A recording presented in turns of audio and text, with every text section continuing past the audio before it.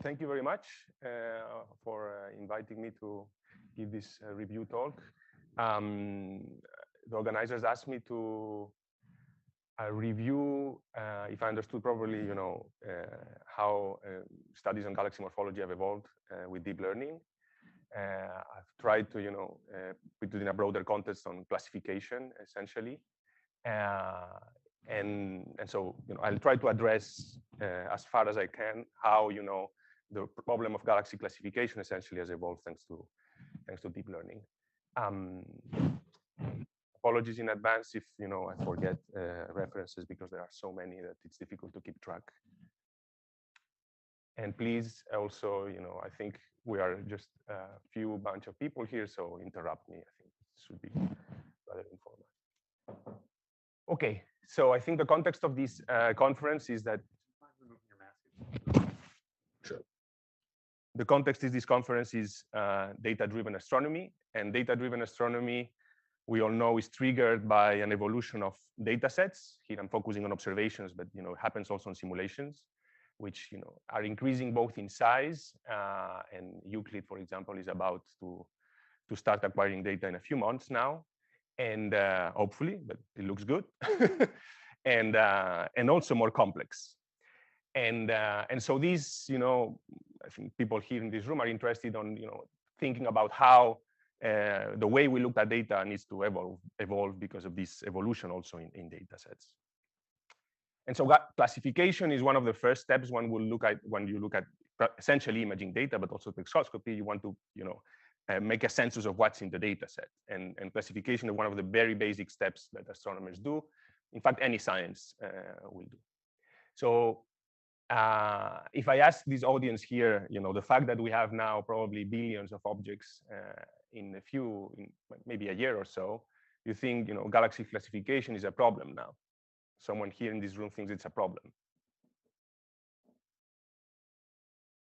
Maybe, but very few, right?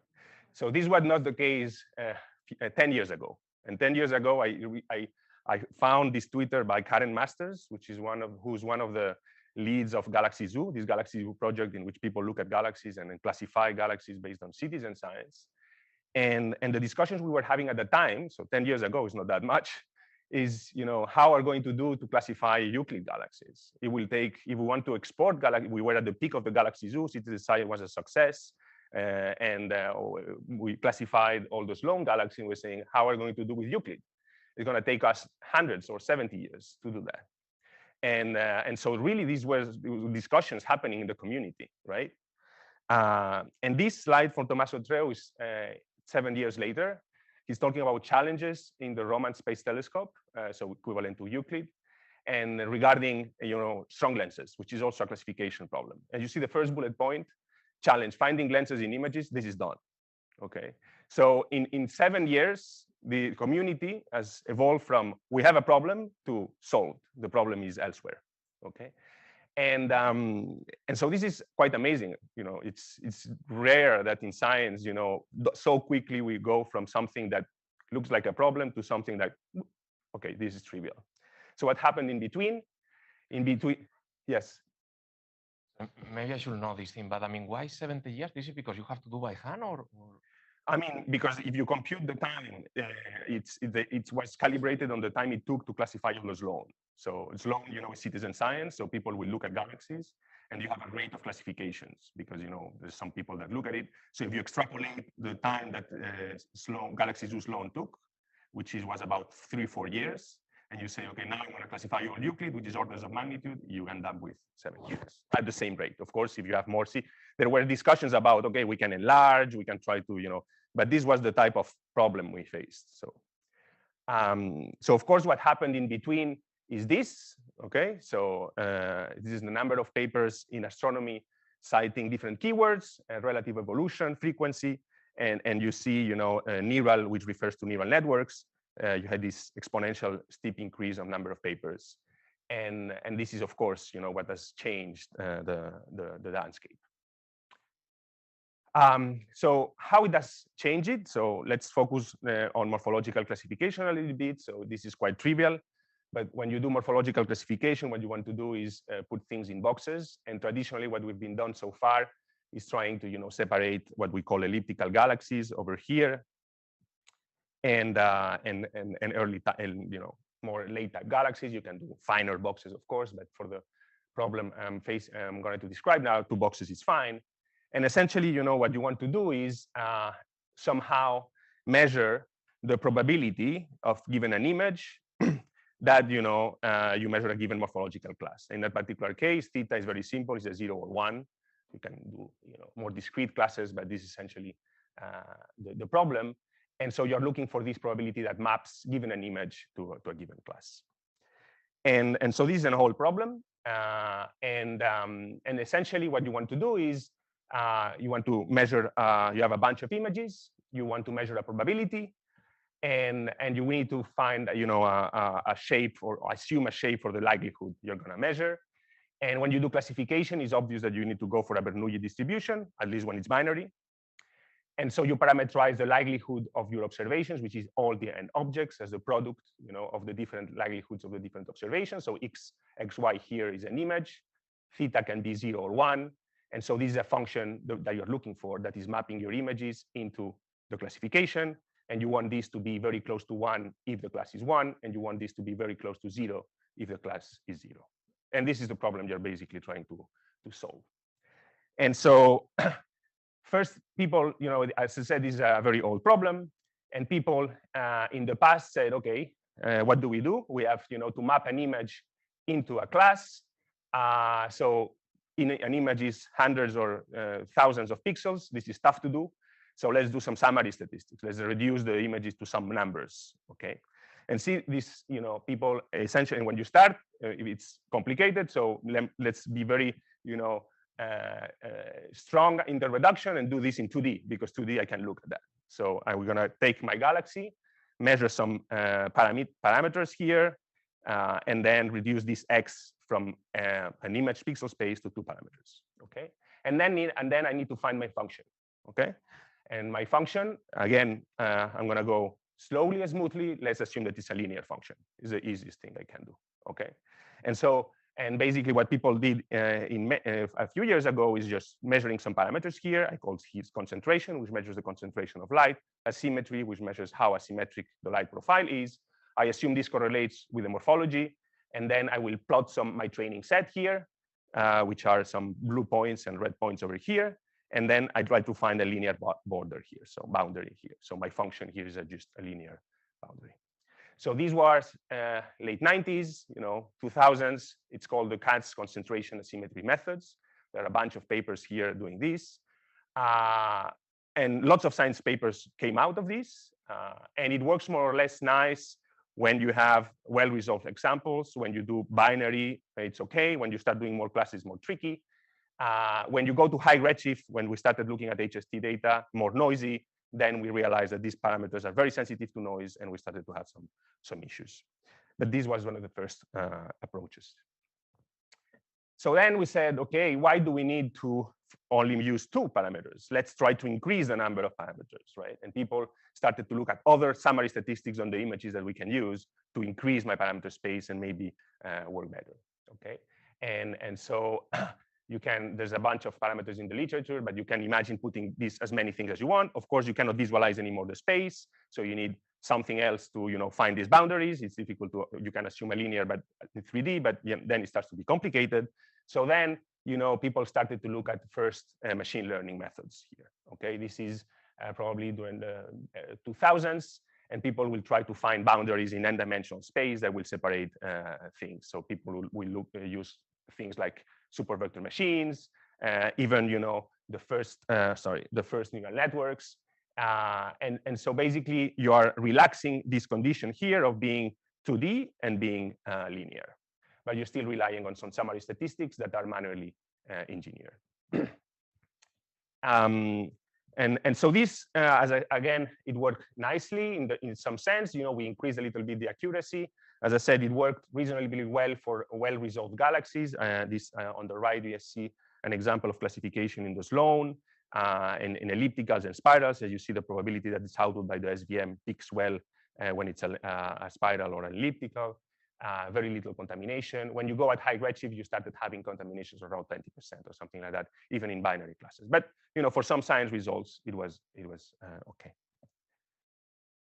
And then what happened? So say, let's keep increasing, my parameter space, and then instead of reducing from some array statistic, I will go and use all the image, all the pixel space. And this was allowed essentially because we had the computing power, we have GPUs.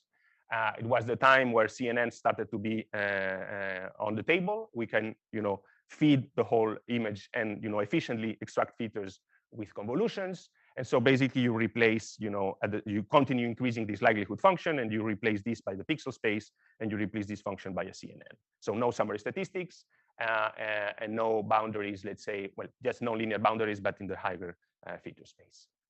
And this, made this is the beginning of the deep learning boom for galaxy morphology. This is just an example of, similar data set. What happens when you go from classical machine learning applied to summary statistics with typically 20% that I showed before, and when you start going, with CNNs. This was a dramatic, change in accuracy, both in speed and in accuracy. It's rare to see something like that in some science, and you see this, tremendous leap. And it, of course, it's just a translation of what happened in the industry and other applications. And so this is, of course, a non-exhaustive list of references. It's becoming an industry now. So, you can classify not only galaxies, but, many things, and people start applying CNNs to everything they can put in boxes, essentially. Another example, and that I briefly mentioned, and that also, changed a lot. The field that changed a lot with CNNs and the deep learning boom is the classification of strong lenses. Okay, so this is also very early works, 2017. First deep learning works for classification are 2015. And again, this was a problem that was also, as I said in the beginning, difficult to find how you will find lenses, and suddenly you get accuracies of 90–95% on simulations. Of course, there are caveats, but it's a strong. Okay, so I talk about this revolution, and it was at the moment we had the data, the technology. One very important thing that we forget is that it was the right. It was also we had labels, and this is because there was an effort in the community, as I said, of many years of looking at galaxies and classifying them and having labels. And one of these bottleneck, the big bottleneck of supervised classification, is that you need some true ground truth labels. And in astronomy, we were lucky that there was this Galaxy Zoo project led by Chris Lintott that had this idea of having these classifications. And when the deep learning revolution arrived, we had data sets right away ready. We had the Sloan with lots of images easy to access, and we had labels. So it was not only the technology, but it was all of the available data. And this is super important, I think, in terms of when you do supervised classification. We always forget about all the preparatory work when people say, I'm going to apply machine learning. But machine learning, it's 95% of your time is creating your data set. It's preparing your data set to run it. And in astronomy, in that particular case, it took years of curating the data set. And things were ready at a good time. And so where we are now, I think, as I said, is an industry, and deep learning. I think one of the important things is that now people trust deep learning-based morphology catalogs. I don't think if you ask around how I'm going to classify Euclid galaxies, nobody will tell you anything else that with deep learning. So this is also something interesting. And they are used for science. So you produce catalogs and people will use them and apply them in the pipelines. I'm showing this because this is one of the last slides for the Euclid UK meeting, in which deep learning morphologies, you can see it here, will be included in the Euclid pipeline. Okay, so Euclid as a space mission will provide a catalog based on deep learning morphologies, which is also something that has changed. That difficult to have thought about this, when we were thinking on Euclid. So go back to my first question: is classification of large samples solved thanks to deep learning? And I think that I'm not risking too much saying that mostly yes. Go ahead.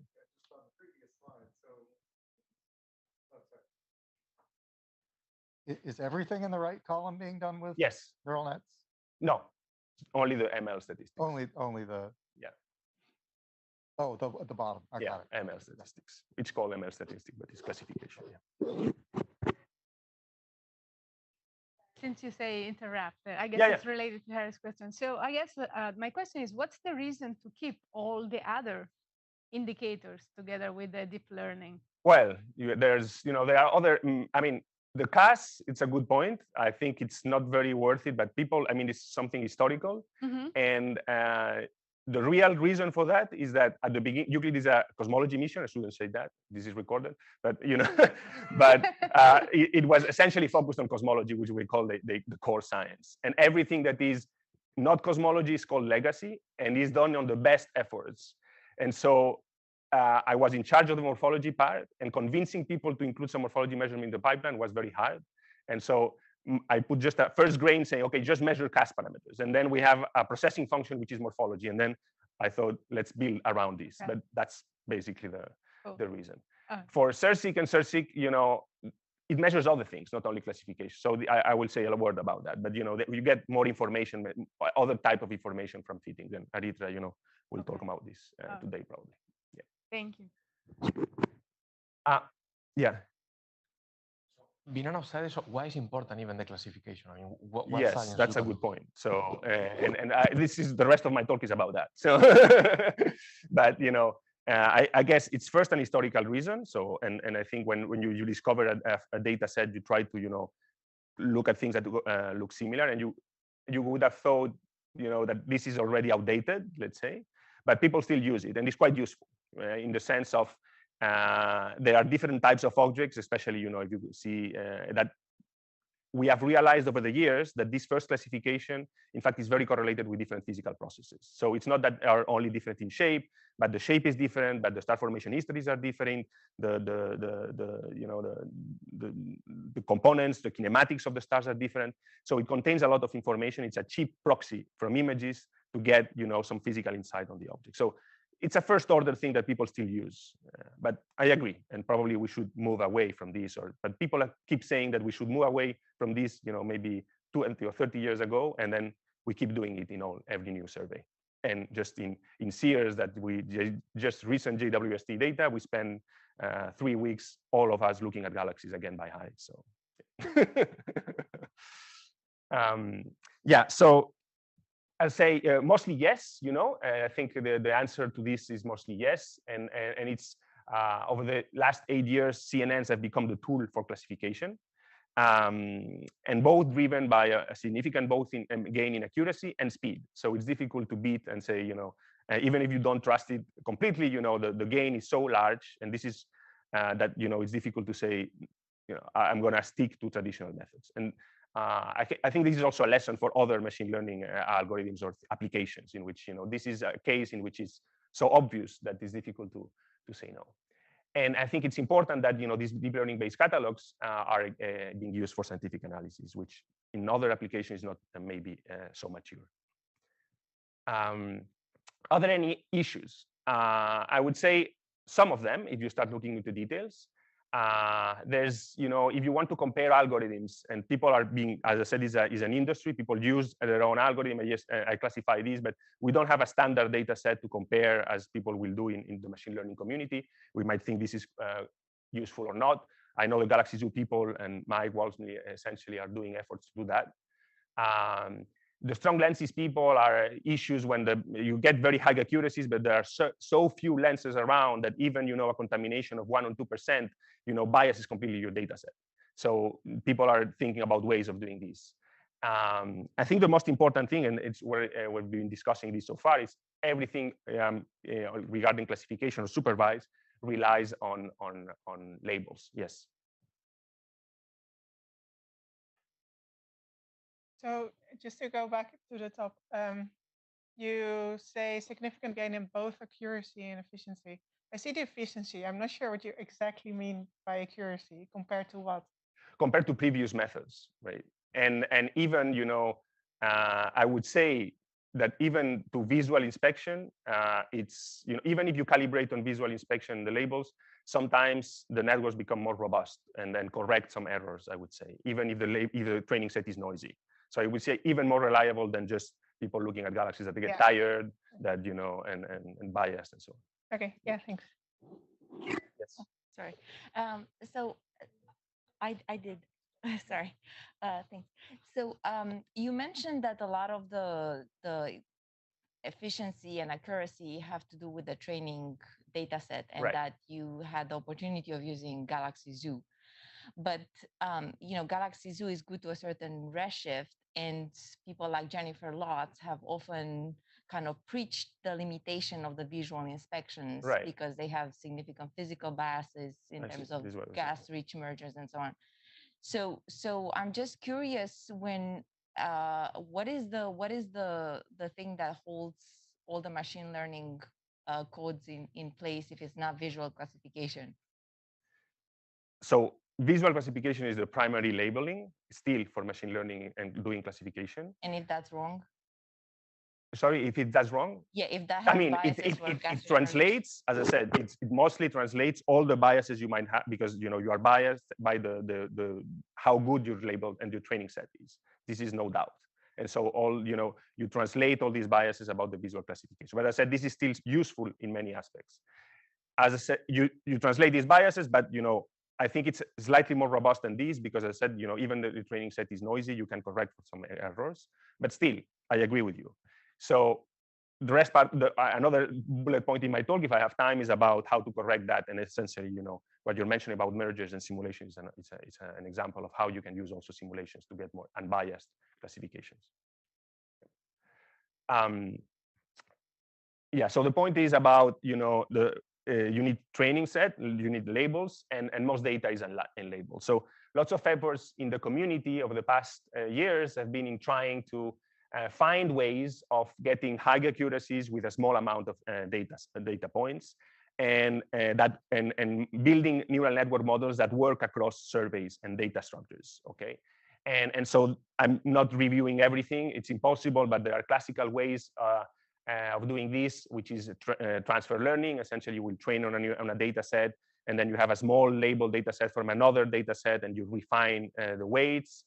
This has been shown to work nicely, so people are using this quite often.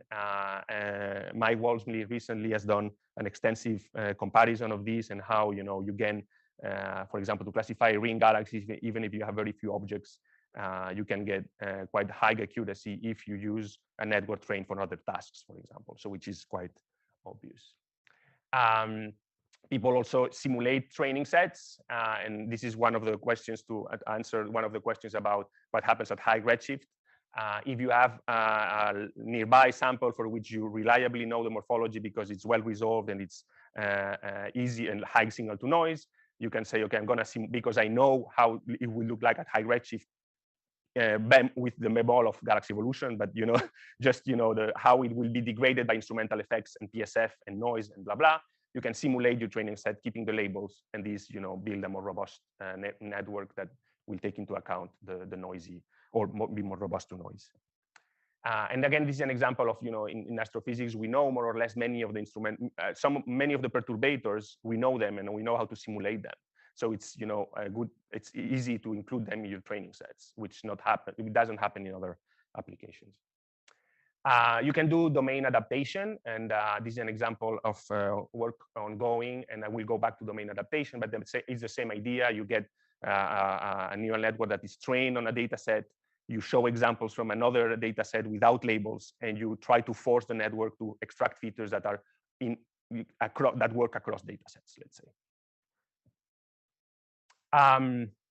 And so the other option is, why do we need classification? At the end, why do we need labels? And people, so let's try to just explore the data and see. And this is about data driven. So let's try to see what's in the data set by just finding a lower dimensionality representation of my images and see what's in there. Okay. And so people are also jumped into this. I have also jumped into this over the past years. And the typical approach would be to use an autoencoder type of network, which is just a nonlinear extension of PCA, let's say, and try to find a representation of galaxy images that make sense. I would say that the efforts so far are not super convincing, and people at the end, for example, in this example by Sunny Cheng, they found 27 groups when you try to do clustering this representation space of Sloan galaxies. And so interpreting this is extremely complex. And so at the end, you require lots of human intervention to try to cure, to try to understand what's in this data. And it's, and so people go back to the easy and well understood labeling, because it's difficult then to use these 27 groups for science. How do you group them? And it adds another layer of uncertainty that is difficult to cope with, at least so far, with these techniques. I'm particularly excited about what we call self-supervised learning, and I will mention a little bit later.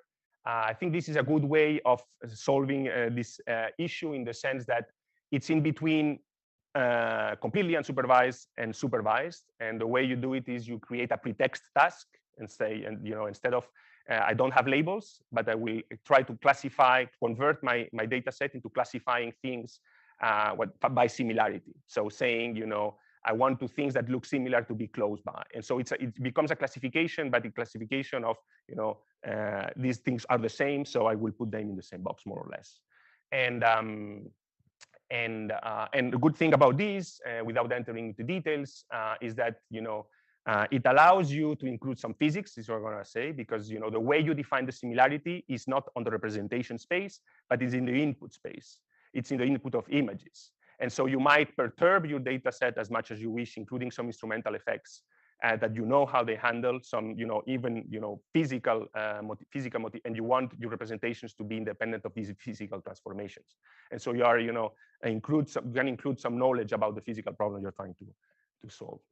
And also very interesting is that it's agnostic to the type of data you have. You can combine imaging and spectra and find a representation space that, is a joint representation of different types of data. And, combining information about the spectroscopy and the imaging is something that it's of course on the table, but, these approaches, I think, are very powerful for that.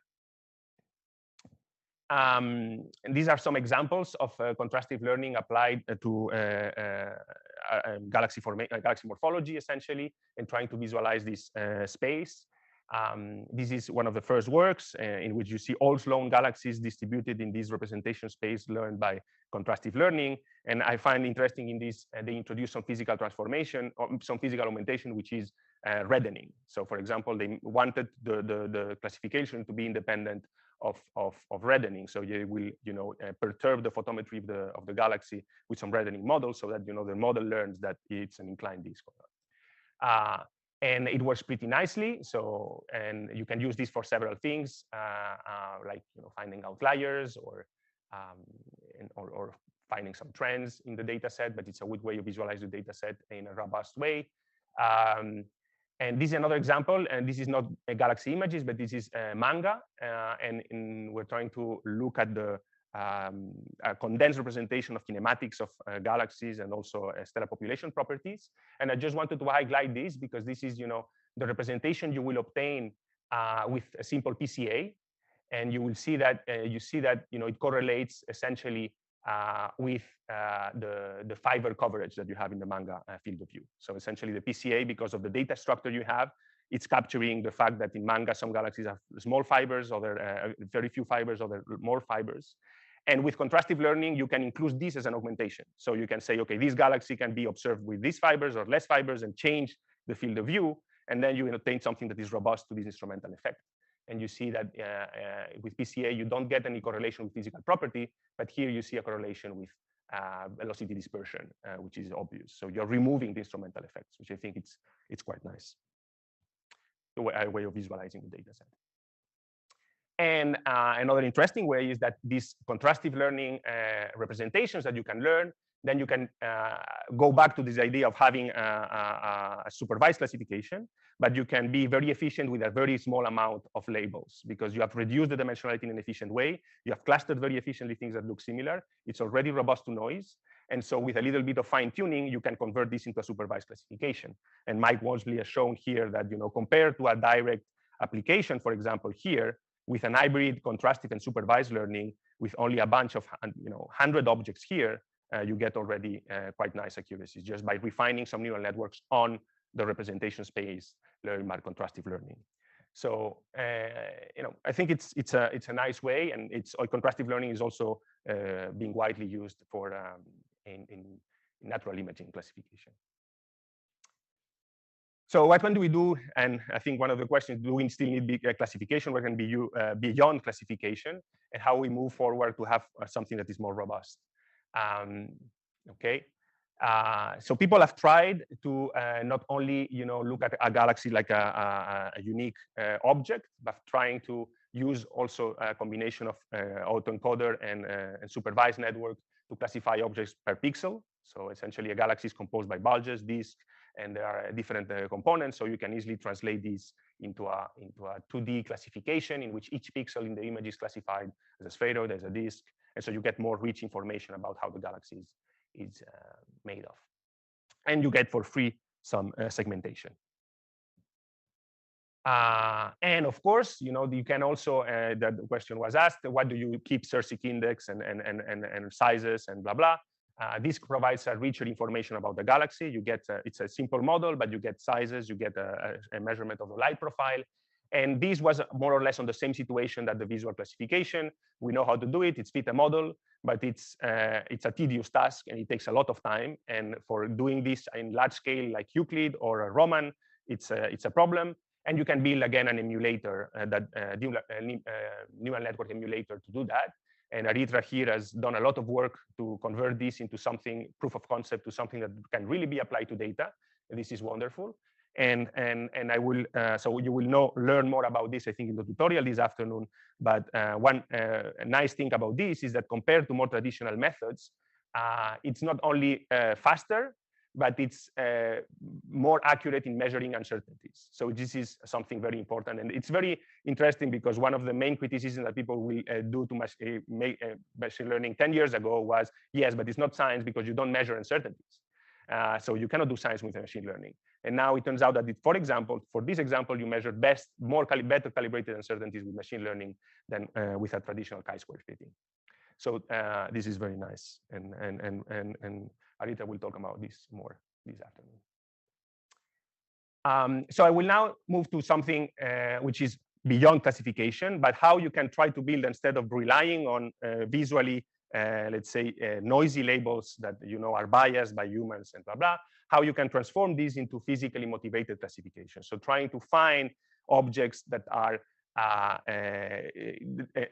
normally, and this is the goal of classifications, right? As I said, when you put galaxies in boxes, elliptical and spirals, and this classification has worked over time because we realized that in fact it's translating some different physical evolutionary paths. But ideally, you want to find these directly and classify galaxies based on their formation histories, right? And so basically trying to find the probability of X being your data set images, and theta at this time will be any physical process. What's the probability that this image or this galaxy image has been formed by a given physical process, instead of theta being just, it's a 0-1 elliptical spiral, which is decided. And the point has been raised already. Mergers is the classical example in which you want to put this, because it's very easy. There are other things, but mergers is basically an example in which you want to see an image or a pair of galaxies. You want to know if this is a merger or not, and they have been formed through mergers or not. And so you can do this visually and look at the image. If you see it perturbed, most likely a merger. But we have simulations. And in simulations, you can definitely simulate this dynamical process. You can see the mergers happening.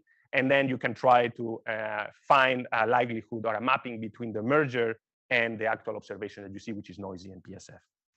And so this is what I will call physically motivated classification. I will make the point about mergers, but you can extend it to any physical process. And as you mentioned the work by Jen Lotz. This is an old idea, of course. This is a pioneering work of this. Remember, so the 2D parameters I showed at the beginning, the summary statistics, this is concentration asymmetry that you see here. And so what Jen did at the time is, okay, let's simulate, at that time it was isolated mergers, so very idealized mergers. And then for each snapshot of the merger stage, I will compute the summary statistic, that is 2D summary statistic, in that particular case is 3D, and follow how this the summary statistics change depending on the merger stage. And so these, allows you to somehow calibrate your linear boundary there of how to select mergers with more meaningful physically motivated prescription. So you will find, okay, if the galaxy lies over here in this region, it's probably because it's in a post-merger stage or whatever. Of course, this is very tricky with a few isolated objects, no cosmological context, and only summary statistics. But the natural extension to this is, of course, to do cosmological simulation. So a big success of new cosmological simulations that they are good looking, as simulators used to say. So we start having things that look like galaxies at different redshifts. This is an example of how morphologies of TNG and candles look similar when you put them at the same resolution and noisy and similar to noise. And so you can play the game, of course, of saying, okay, now instead of having a few isolated mergers, I'm going to call my merger tree of my cosmological simulation. I will define mergers based on some dynamical time. Okay, so before, after, or post-merger. From this, I define my merger, and this is basically defined only on physics, let's say, on the physical evolution of the merger. From this, I will create some mock images. So this mocking is a whole story, and Shiske, know a lot about this, but this is a whole story. But assume this works. You create some mock images here, and then you have a test set, and you can train a neural network to see how well you do in classifying these not visually, but physically motivated mergers. And if you are very lucky and also very, you trust a lot your results, let's say, you can even be brave enough and go to the data and use this on data. Of course, this has lots of caveats, but this is it's a natural, evolution of classification to a more physically motivated classification. And there are many works doing this, and I will discuss a little bit more the issues about this, but this is the typical pipeline that people use. You can even, do some even more brave enough and do some regression, and not only trying to classify this, but say, can I tell based on the image where in the merger process the galaxy, the image is? And actually works fine on if you have lots of objects, it works fine. And you can, in that particular work, we played the game to classify then the Andromeda galaxy, for which there's a very well dynamical model known, and see if the neural network can provide, the time in the merger. And you see it's a broad PDF, but it more or less falls in the ballpark. So it's quite nice. But what's the problem of this? The problem of this is now you are moving in another domain, which is, you are training your data set in one domain and testing on another domain. And the problem is that the other domain, you don't know the ground truth, and it's impossible to get the ground truth in that particular case. Maybe you can do some dynamical time of some mergers, but it requires modeling, and it's at the end you lose all the benefits. And so people have realized of this problem, and this is tricky when it's called domain drift in astronomy or model misjustification. There's in astronomy in machine learning, so there's lots of literature in the topic. And the problem is you're applying a nonlinear function that it's a black box essentially to something that you don't know exactly what could be. Even a small drifts in the data properties, some noise correlations that you haven't taken into account, or can create some bias that is very difficult to cope with or to understand.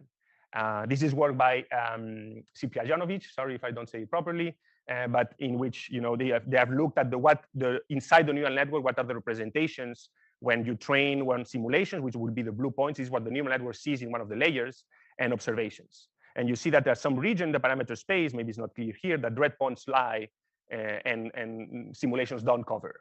So this is basically a neural network extrapolating. And then when you enter the realm of extrapolation, good luck with a neural network. And so people, it's difficult to cope with this. And we need to be very careful about this issue. And you can say, okay, let's measure uncertainties. Then if I have a neural network that measures uncertainties for the regression, for example, case, maybe I could capture this and see. And in fact, what happens is trying to use this regressor for mergers into a largest data set of Sloan galaxies. And you see that the neural network says, this is weird, uncertainties are very high, but the result is completely biased. This is ground truth versus predicted time. So it's basically predicting nuts. And this is, I'm saying ground truth here is not ground truth because observations is dynamical modeling of some of the examples. But if you trust that the dynamical modeling is correct, then your neural network is producing nuts. If you don't have this ground truth here or no dynamical modeling, you go blindly, impossible to track this down. You will see some larger uncertainties, but a completely biased result. So this is a warning light. And how to overcome this, I think, is one of the questions, I think, to make this, one of the main issues to make this physical, translation between simulation observations work, okay? Again, we can go back to domain adaptation. This is another solution, and so you train your neural networks, so you force them that both representation spaces are similar. Seems to work. Doesn't mean that the network is general enough. It means that you can at least reduce this bias, and perhaps you are more confident. And it's a cheap step that you can do it. You might be more confident that at least the representation space that you learn are good enough. I'm running out of time. So, but this goes back to the question then is how do you measure, because at the end is what you want to do, how close are simulations and observations? Because if you manage to measure this properly, then you can then trust and use this for training. And so this goes more to this trying to solve this issue. What's the likelihood of some observed data point, the likelihood of some simulated data point, and do they look the same or not? And can I trust this as a neural network? And this is a tricky question, and I don't know how to answer that. So at the beginning, I was you can say again, go back to summary statistics and measure some properties of galaxies and say, okay, more or less they populate the same space, okay. But then when you move from summary statistics to pixels, you're screwed. This is not enough. So you can explore all the pixel space. And so the beginning, I was very excited about, trying to do generative models, because generative models, it's precisely what they do. You feed pixels and they will measure a likelihood function. And so basically you can measure the PDF of your data. You can measure the PDF of your mocks and then see if they look okay. And this is an effort that Lorenzo did a couple of years ago. We did this on the Sloan and tried to measure a likelihood function of, is the Illustris TNG or Illustris or TNG coming from the same probability distribution as Sloan when everything is mocked. And this is what we see more or less here. For comparison, we are comparing with a SERSIC model. If you model all the SERSIC, all the Sloan with a SERSIC model, you compute the likelihood and you see it's very low. You want these functions to be as overlapping as much as possible with the yellow one, which is the Sloan. Okay, so if you model the Sloan with a SERSIC model, you're very far. It's clearly not the model of the universe. Okay, but if you start moving from simulation, like this is the red one is Illustris, then you go to TNG 100, then you increase resolution with TNG 50, you see you're getting closer to Sloan, which is good. You are measuring that the data is closer to observations, but it's not overlapping. Okay, good. But then what do you do?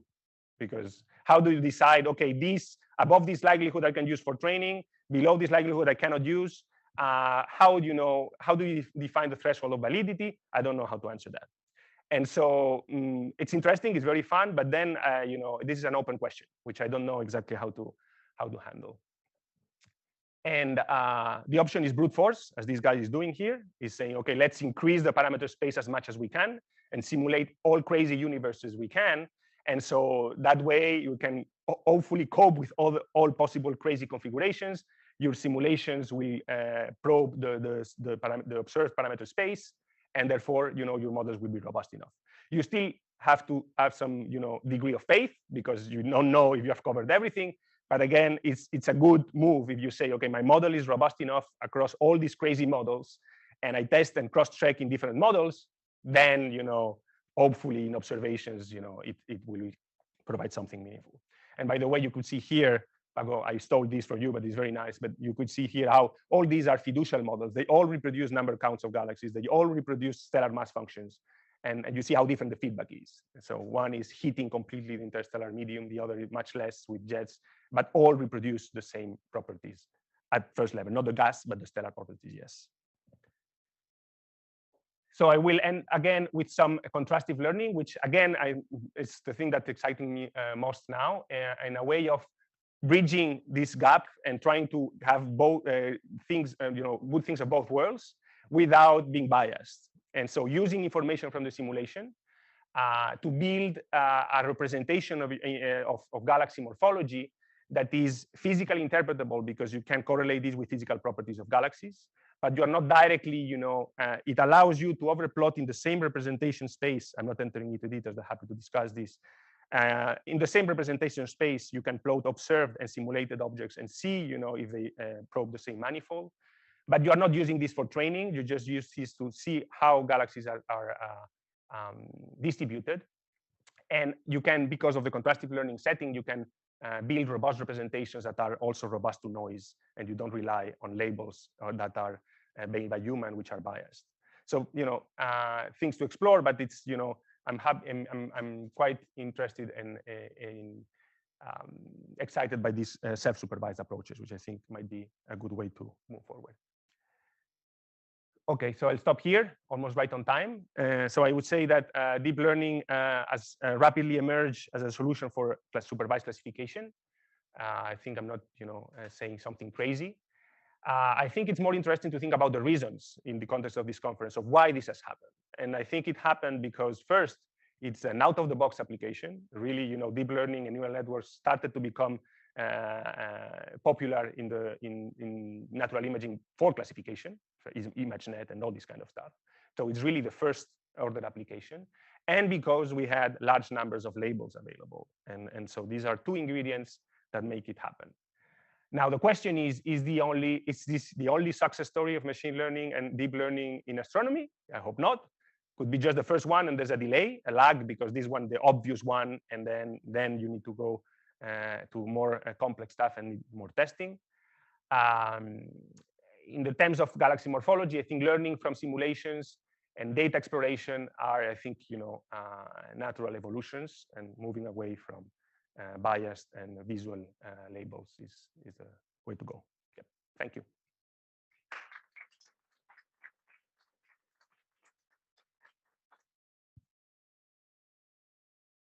I think we have some time for questions, right?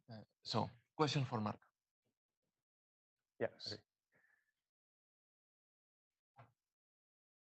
So trying to understand a little bit the difference between the contrastive learning and the autoencoder. Is it mostly that in contrastive learning you're telling it that two objects are the same and everything you've done to it is augmentation, whereas the autoencoder would have to figure that out? Because you could do the same augmentations, right?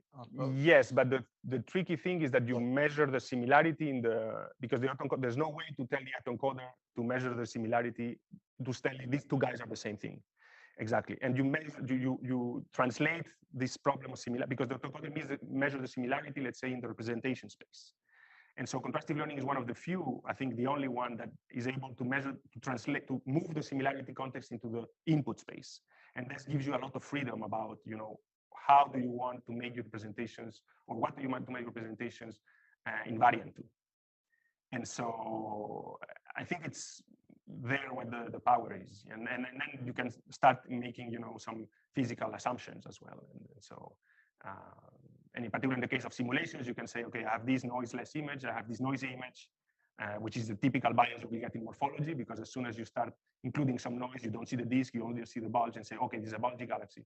But then if you have both versions, you can tell the network, look, this is the same. And so it's, going a little bit beyond the noise, and you cannot do that with an autoencoder, I think. There was a question. Thank you for this very educational and inspiring talk.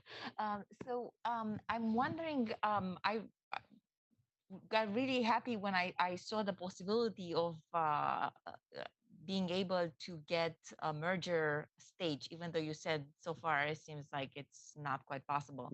And so I'm wondering how much velocity information was being analyzed between the simulation and the observations to get that result. You mean if you in that part if you was it just morphologies, or was it's just morphology in that particular case? Are there? I mean, multi-wavelength. So I mean, it's multi-wavelength. Yes, but so we have some idea of photo Z. Let's say the network could figure out a sort of photo Z. Yes, but because you mentioned before the combination of morphologies and spectroscopy and velocity information. So has that been explored? I don't think so. Okay. No, that's a good test case, for example, again for contrastive learning could be but you need large data sets of this, but if you could have, some spectroscopy of pairs or, something like that, and then images, you could combine them and then use this as a recent manga paper that did some morphologies with spectroscopy on mergers. I'm blanking on who the first author was, but I think there's one paper that did some spectra with it. Yeah. Thanks. It was with manga. If that helps, look it up. Yep. Yeah, thanks for the great talk. I'm wondering if the simulated samples that you showed, what proportion are using machine learning in like a generative sense to create any of those simulations versus standard techniques? Sorry, do you mean for training or? To create the simulation itself. To create the simulations. Yeah. If we use generative modeling to, there's a little bit of this, very few so there's there's lots of people have tried generative models to generate pretty pictures of galaxies, and this works quite nicely. I don't know many that have, dare to use this now as another layer of training, because, this is complex. I know in cosmology, people do it more. They build emulators, and from the emulators, they infer. I think it's easier in the sense that maybe there's less structure than in a galaxy morphology or so on. Maybe I'm wrong, but I don't know. So I know efforts of building data sets with generative models, but I think it stays at the toy example, unless, for this, or what I just show about measuring some likelihood, but not going then and use for training, which, could be as well an option. Yeah, I'm wondering if you're optimistic about that as a possible way forward. I mean, again, depending on what you want to, I mean, we already have lots of issues with just normal simulations. Then you're introducing more artifacts that you don't know exactly how to handle them. I'm thinking now a an application which was a few years ago, in which they tried to use generative models to deconvolve from the PSF, and that's an application which is possible for generative modeling. So you try to get the noisily less and higher resolution images from the corrupted data. And but again, this is a typical example in which we don't control the artifacts. So I think for data exploration is okay. So you can figure out if there's some structure there, and then you can follow it up maybe. And so if it's real, or applying for time in or maybe for the global statistical analysis. I wouldn't use this as a proof of there's something in there and this kind of stuff. I think, but this is my personal opinion. Okay, yeah, we have a question online from Yash, who says, "What are your thoughts on background objects in galaxy images and how they affect classification performance? Do you know of any studies that show that they introduce any bias during learning?" That's a very good point. My short answer is use contrastive learning, because then you put as the perturbation, you can put background and foreground objects as many as you wish and make it robust. But the answer is that while we were doing this work, we realized that it changed a lot, right? So between including background and foreground objects and not including them, the results are biased. I don't know a specific work looking at just this for visual classifications. I don't know, and maybe I missed that. But.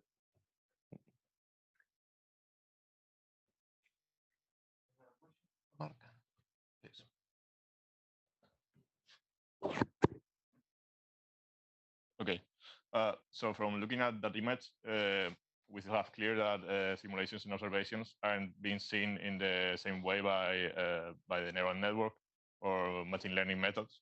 Do you think is there any way to backtrack that difference to observable features that we can know? Okay, maybe from the simulation end, we need to do this in order to data for being more applicable to machine learning.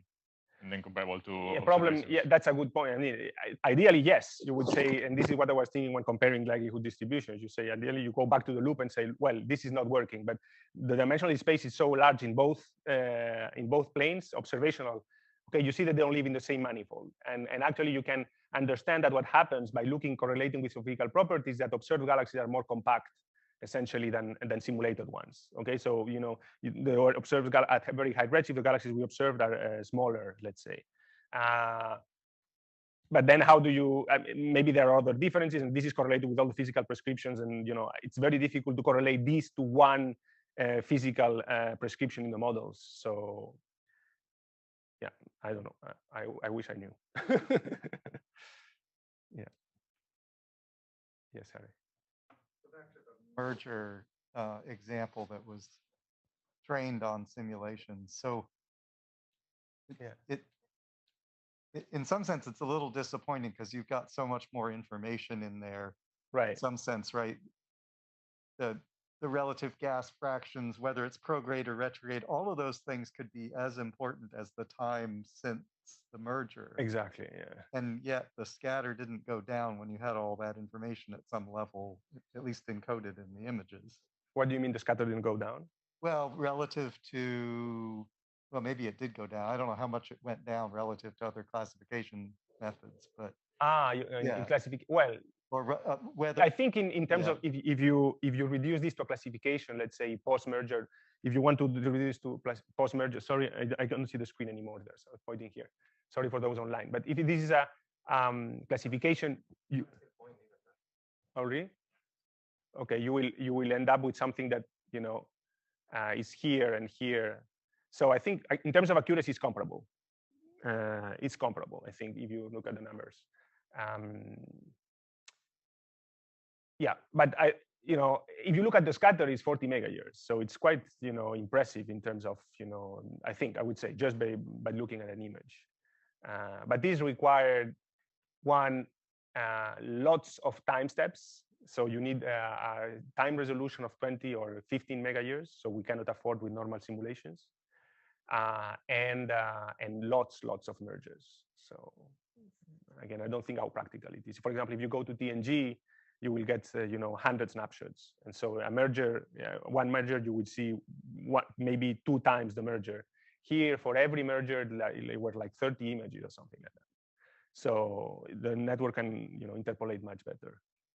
Yeah, maybe to put my sort of question the other way, did they look at other quantities like how well do we predict the relative angular momentum vector or the relative gas fraction or the things that might influence image morphology as much as predicted time versus? No, that's a good question. I think this was just a very short proof of concept and stop there. That's a good point.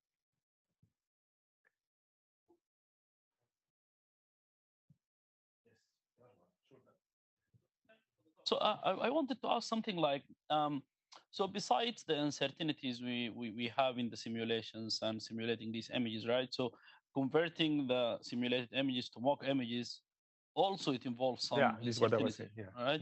So what is the component that we are not really like? How many components we need to, like, how many levels of like adding these instrumental effects we need to add, and which one is the most like we worried about? I mean, this that might bias the results. This is a good point. But indeed, you're talking about there are 3 steps here, and this could fail essentially at step 1 or at step 3. So it could be that, let's say, it could be that the physical model is wrong, okay, and this creates some difference with the simulations observations. But it could be also that the mocking is introducing some biases. Even if the physical modeling is okay, the mocking is wrong. I think the critical part in the mocking is definitely dust, right? It's the thing that we don't know exactly how to model. And actually, then instrumental effects, PSF, noise, I'm not that worried about that. I think this is something that we can handle quite easily, and we've been doing this for a while. But some intrinsic properties of the galaxies, when you compare to observables that are not directly in the simulations, unless you have a very good radiative transfer model and blah, blah, blah, blah, then you will end up with, even to go at high redshift, if bad dust modeling, bad screening, then it would create some biases, I think. And this is something that we don't know. And actually, one interesting thing when I was, we were doing this with Lorenzo, this plot here, I haven't shown it here, but this is including dust with some, it's skirt, and we included some dust modeling, blah, blah. We did the same exercise computing the likelihood without any dust correction. This is local universe, and the likelihood went higher. So if you don't include any dust modeling, just brutal stellar light, you get a better agreement with the simulation, at least in this metric. And so, you see, there's also some tricky, and this is nearby universe, which I think you can imagine that maybe most of the galaxies have very little dust. So not including the dust is better than including a bad model of dust. But, but if you go at high redshift, then I don't think you are in that situation anymore. So the process, how you convert images into mock, you are not worried about that at all.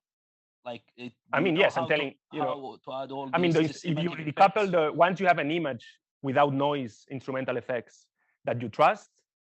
So I'm more worried about the step going from stellar particles and metadata from the simulation to an image or a spectrum.